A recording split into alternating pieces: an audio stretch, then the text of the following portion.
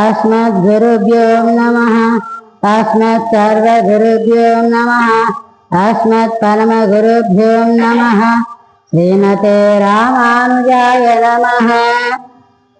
మనము ఈరోజు తిరుప్పావై 4వ పాఠం విశేషం తెలుసుకున్నామమ్మా. ఈరోజు వానదేవుడు నిన్న చెప్పారు కదమ్మా, మనం స్నానం చేయాలని. మరి స్నానం చేయాలంటే ముందు వర్షం పడాలి కదా, అందుకని వానదేవుడిని ఆజ్ఞాపిస్తున్నారు అమ్మవారు ఈ తిరుప్పావైలో ఎలా చేయాలి అని చెప్తున్నారు. మరి అంటే ప్రకృతికి అనుసంధానం అయ్యి ఆమె అంత స్వతంత్రంగా, అంతే కదా, మనం అనుకున్నప్పుడు ఆ స్వతంత్రంతో మనం చెప్తాము. అలాగే గంభీరంగా స్వామి వానదేవుణ్ణి ఆజ్ఞాపిస్తుంది, ప్రార్థిస్తుంది. రెండూను ఏమని చెప్తుందంటే గంభీరంగా ఉండాలి. ఇది అక్కడే కాదమ్మా, మన జీవితంలో కూడా అన్వయించుకోవాలి. ఎందుకంటే ఇప్పుడు రోజుల్లో మనం చూస్తున్నామమ్మా, అమాయకంగా కామ్గా ఉంటే మనము మంచిగా ఉన్నప్పుడు గంభీరంగా తప్పులేదమ్మా. ఇప్పుడు రోజుల్లో గంభీరంగా లేకపోతే అవతల సిచ్యువేషన్స్ బట్టి మనిషిని ఒక బయటకు వెళ్ళినప్పుడమ్మా గంభీరంగా ఉంటేనే మనం ఏదైనా లోకంలో తిరగగలము, సాధించగలము. ఎటువంటి కష్టం వచ్చినా మనం తట్టుకొని దాన్ని ఎదుర్కొనే శక్తి మనకు వస్తుంది. గంభీరంగా లేకుండా ప్రతి చిన్నదానికి ఏదైనా కష్టం వచ్చిందనుకోమా గవక్కని బాధపడి ఏడ్చాము, ఏడిస్తే ఆర్చి తీర్చే వాళ్ళు ఎవరు లేరమ్మా, భగవంతుడు మాత్రమే. అందువల్ల మనం గంభీరంగా ఉంటే అటువంటి కష్టాలు ఎదుర్కొనేదానికి మనకు శక్తి అనేది వస్తుంది. అది ఇక్కడ మనం గమనించాల్సింది. దాతృత్వము ఔదార్యంగా సంకోచించకుండా ఉదారంగా ఉండాలి వానదేవుల్ని. అంటే వర్షం పడదామా వద్దా అని ఆలోచించద్దయ్యా, సంకోచించద్దయ్యా, బాగా ఆలోచించే ఉదారంగా ఉండు. అలాగే మనల్ని అన్వయించుకుంటే ఏమొస్తుంది, అంతే కదా, మనము దాన ధర్మాలు చేసే దాంట్లో ఔదార్యంగా ఉండాలి. మంచిగా ఎవరితో ఆయన నలుగురితో ఉండేటప్పుడు అంటేగా మనం ఎంత ఉదారంగా ఉండి మనం ఏమి దాచుకోకుండా మంచిగా అందరితో ఉదారంగా ఉండడం అలవాటు చేసుకోవాలి. ఇంకా సముద్రం ఇప్పుడు ఆమె ఏమంటుందంటే, నువ్వు బాగా వానదేవుడా సముద్రం లోపలికి వెళ్ళి, ఎక్కడికి వెళ్ళాలి, సముద్రం మధ్యలోకి వెళ్ళి మొత్తం బాగా నిండుగా తాగేసాయి. తాగి ఒక నీలమేఘ శ్యాములు ఎలా ఉంటారమ్మా, అలా మేఘాలు మొత్తం నల్లగా అలా ఆకాశం మొత్తం పరుచుకొని వాన కురియాలి. ఆ వాన ఎలా కురియాలి తెలుసా, అందరికీ సుభిక్షంగా. అంటే ఇప్పుడు బాణాలు వేస్తామమ్మా, ఒకరు చనిపోతారు, పక్కన వాళ్ళు చూస్తుంటారు. దానివల్ల కొంతమంది ప్రయోజనం ఉండదు. అలా కాకుండా వర్షం అనేది ప్రతి ఒక్కరికి ప్రయోజనకారిగా ఉండేటట్లు బాగా తాగి వాటిని నల్లగా మేఘాలు ఆకాశంలో విస్తరించి ఆ మెరుపులతో ఎలా పోలుస్తారు తెలుసమ్మా, మెరుపుల్ని కుడి చేతి చక్రం ఎలా మెరుస్తూ ఉంటుంది నీలమేఘ శ్యాముడిది. ఆ చక్రంలో మెరుపులు రావాలంట అంత వెలుగురితో. అలా శంఖం దేనికి గుర్తు, ఇప్పుడు ఉరుములు ఉరుస్తాయి కదమ్మా, ఉరుములు ఉరుగుతాయి కదా, ఆ శంఖం ఎలాగైతే శబ్దం చేస్తుందో అలా ఉరమాలి అని చెప్తున్నారు. అట్లాగే వానదేవుడు చెప్పారు. ఆ వర్షం ఎలా పడాలో తెలుసా, మన రాముల గారు బాణాలు వేస్తే ఎలా వస్తాయమ్మా, అసలు ఖాళీ లేకుండా ధారాళంగా స్పీడ్ అలా వచ్చేస్తూ ఉంటాయి కదా బాణాలు. అలా వర్షం అనేది కొద్దిగా పడదామా వద్దా, కొంచెం పడకూడదు, పూర్తిగా అలా రాముల గారి బాణాలు ఎలాగైతే వస్తాయో అలా విస్తారంగా వాన పడేలా కురిసేలా చెయ్యి స్వామి అని చెప్తున్నారు. మనకి ఇక శంకు చక్రాల గురించి మనం చాలా విషయాలు తెలుసుకోవాలి. ఏంటంటే మనకి దివిదేశాలు 106 దివిదేశాల్లో ఒక చెట్టుకి, అంటే నేను చెప్పే చెట్టు ఒక పొలం అనుసంధానం ఉంటుంది ప్రతిదానికని. ఒక చెట్టుకి న్యాచురల్ గానే శంకు గుర్తుంటదమ్మా, ఇంత ఉంటుంది, చిన్నది కూడా కాదు, అంత శంకు గుర్తు నేరుగా భగవంతుడి స్వరూపం అనేది అలా శంకుకు ఉంటుంది. వాళ్ళు బొట్టు పెట్టి పసుపు పూసి బొట్టు పెడతారు, మనకు క్లియర్గా అర్థమవుతుంది. అక్కడ పుష్కరిణి పేరు చేస్తే చక్ర పుష్కరిణి. మనకి ట్రిప్లికేన్లో సాయి పంతులు గారు మనకి హోమాలు చేశారమ్మా. హోమాలు చేసినప్పుడు అందరం ట్రిప్లికేన్ వెళ్ళాము. మనకు అన్ని చోట్ల శంకు చక్రాలు ఉంటాయి కదా, కానీ ట్రిప్లికేన్లో మాత్రం చక్రం ఉండదమ్మా, శంకు మాత్రమే ఉంటది. దాని విశేషం ఏంటంటే ఆయన అర్జునుడు దుర్యోధనుడికి వాగ్దానం చేశారు. ఏమని?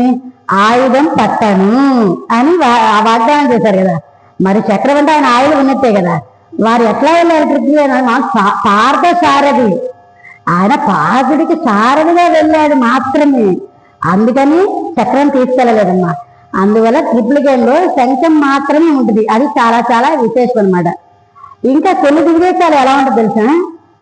ప్రయోగ చక్రం అంటే భక్తులు ఏదైనా ఒకవేళ కష్టం వచ్చింది వెంటనే ప్రయోగించడానికి రెడీగా ఉండాలి అని ప్రయోగ చక్రం ఉంటుందమ్మా. మనకి శంకు చక్రాలు ఇలా ఉంటాయి కదా, ప్రయోగ చక్రం ఎలా ఉంటుంది తెలుసా? ఇలా ఉంటుంది. కావాలంటే ప్రయోగ చక్రం అని మన గూగుల్లో కొట్టండి, ఇలా ఉంటుంది అన్నమాట. కొన్ని చాలా తక్కువ దివ్య దేశాల్లో. ఎందుకంటే భగవంతుడు త్వరగా మీరు ఎప్పుడు ఏ కష్టం వచ్చినా నన్ను తలవండి, ఏ కష్టం వచ్చినా నేను ఆ ప్రయోగం చేసి మిమ్మల్ని కాపాడుతాను అని రుజువు అనమాట ఆ ప్రయోగ చక్రం అనేది. ఇవాళ ఒక చిన్న కథ చెప్తున్నా అమ్మా. ఒక చిన్న సంకల్పం అంటే మామూలుగా ఇప్పుడు చాలా మంది లోకల్లో జరుగుతున్న ఒక నీతి, ఆడవాళ్ళు పెళ్లి కావాల్సిన పిల్లలు యువతలు ఒక చిన్న కథ చెప్పారు స్వామి. ఏంటంటే ఆయన చెప్పారంటే ఒక షాపింగ్ మాల్లో ఒక సిస్టమ్ పెట్టారు, డిస్కౌంట్ సిస్టమ్ లాగా ఒక ఆఫర్ సిస్టమ్ పెట్టారు. ఏం సిస్టమ్ పెట్టారంటే 4 ఫ్లోర్లు షాపింగ్ మాల్. వాళ్ళు ఏం చెప్పారంటే భార్యాభర్తలకు సంబంధించిన షాపింగ్ మాల్. అంటే ఒక ఫ్లోర్లో యువకులు పెళ్లి కావాల్సిన పిల్లలు, అలాగే 2వ ఫ్లోర్లో 3వ ఫ్లోర్లో 4వ ఫ్లోర్లో వాళ్ళు ఏం చెప్పారు? షాపింగ్ మాల్ వాళ్ళు మొదటి ఫ్లోర్కి వెళ్ళండి, మీకు నచ్చితే వచ్చేసేయచ్చు. 2వ ఫ్లోర్ వచ్చింది వాళ్ళని తీసుకొని పెళ్లి చేసుకోవచ్చు. అంటే అదొక పెళ్లి చూపులకి అనమాట. అలా పెట్టారు. అట్లా మీ ఇష్టం. మీరు అంటే మొదటి దాంట్లో వాళ్ళు రాస్తారన్నమాట, వీరు ఇలా ఉంటారు, వీరు ఇలా ఉంటారు, నీకు నచ్చితే 2వ దానికి వెళ్ళచ్చు, 3వ దానికి వెళ్ళచ్చు. అట్లా మీ కోరికను బట్టి ఆడపిల్లలు వెళ్ళచ్చు అని చెప్పారు. అలాగే అని చెప్పారు. ఒక స్త్రీ వెళ్ళింది, ఆ అమ్మాయి వెళ్ళింది. మొదటి ఫ్లోర్కి వెళ్ళంగానే అక్కడ రాశారు, ఇక్కడ ఉన్న యువకులు భార్యతో అనుకూలంగా ఉంటారు అని రాసింది. ఆమెకి సాటిస్ఫాక్షన్ లేదు. అంటే అనుకూలంగా ఉంటేనే సరిపోయిద్దా? ఇంకా చాలా కావాలి కదమ్మా, భర్త అన్నాక చాలా చాలా కావాలి కదా. సరే చూద్దాం, చెప్పారు కదా 4 ఫ్లోర్లు ఉన్నాయి కదా, సరే 2nd ఫ్లోర్కి వెళ్దామని చెప్పి 2వ ఫ్లోర్కి వెళ్ళారమ్మా. ఇక్కడ అనుకూలమైన భర్త లభించును, ధనవంతుడు లభించును అని రాశారు. ధనవంతుడు లభించును అని రాసేటప్పటికి సరే వెళ్ళింది. అంటే ధనము ఒక్కటే ఉంటే సరిపోదు కదా, ధనము అనుకూలం ఒకటే ఉంటే సరిపోదు కదా. చూద్దాం మళ్ళీ 3వ ఫ్లోర్కి వెళ్దామని చెప్పి ఏం చేశారు? 3వ ఫ్లోర్కి వెళ్ళారు. 3వ ఫ్లోర్కి వెళ్ళినప్పుడు అక్కడేం రాశారు? అనుకూలమైన భర్త, ధనవంతుడు, అందగాడు, అందగాడు కూడా లభించును అని రాశారన్నమాట. సరే ఇంకొకటి ఆప్షన్ ఉంది కదా, 4వ ఆప్షన్, దానికి వెళ్దాంలే. అంటే ధనవంతుడు ఇది ఇంకా ఉంటాయి కదమ్మా, ఈ కారు ఉండాలి, ఇల్లు ఉండాలి, ఎన్నో కోరికలు ఉంటాయి మాకి. సరేలే అని చెప్పి 4వ ఫ్లోర్కి వెళ్ళారమ్మా. 4వ ఫ్లోర్కి వెళ్ళేటప్పటికి ఎగ్జిట్ అని రాసింది. ఇక్కడ ఎటువంటి పెళ్లి కొడుకు లేడు మీకు, అంటే ఇక బయటికి వెళ్ళిపోమని ఎగ్జిట్ రాశారు. అయ్యో 3 ఆప్షన్ మనకి ఇస్తే భగవంతుడు మనం దానిని ఉపయోగించుకోలేకపోయామే. ఇంక 4వ ఫ్లోర్లో ఆప్షన్ లేదు, బయటకు వెళ్ళిపోవడమే. బయటకు వచ్చాక దీనికి ఆ షాపింగ్ అతను ఏం చెప్పారంటే, ఆశ మంచిదేనమ్మా, తప్పేమీ లేదు, అత్యాశ పనికిరాదు. ఇప్పుడు రోజులో ప్రతి ఒక్కరూ నేను ఉద్యోగం చేస్తున్నా, నేను 1 లక్ష సంపాదిస్తే 2 లక్షలు సంపాదించేవాడు కావాలి. నాకు 1 ఇల్లు ఉంది, వాళ్ళకి 2 ఇళ్ళు ఉండాలి. నాకు కోట వస్తుంది, నాకు 2 కోట్లు ఉండాలి. తప్పులేదమ్మా, కోరుకోవచ్చు, కోరిక కోరడం తప్పులేదు. మనము మితిమించి ఇప్పుడు పిల్లలేమో ఉద్యోగం చేస్తాము, మేము చేస్తామంటారు. మనం చేసినప్పుడు ఆ వచ్చే అబ్బాయి కూడా అంతకు మించి ఉండాలని కోరుకుంటున్నాం. ఎప్పుడు మనము కొంచెం తగ్గి మనకి పర్వాలేదు, సరిపడా భర్త లభించాడు అని మనము సంతృప్తి పొందాలి. అది ప్రతి ఒక్కరూ నేర్చుకుంటే ఇప్పుడు ఎంతమంది 30-35 సంవత్సరాలైనా పెళ్లి కాకుండా చాలా మంది మిగిలిపోతున్నారమ్మా.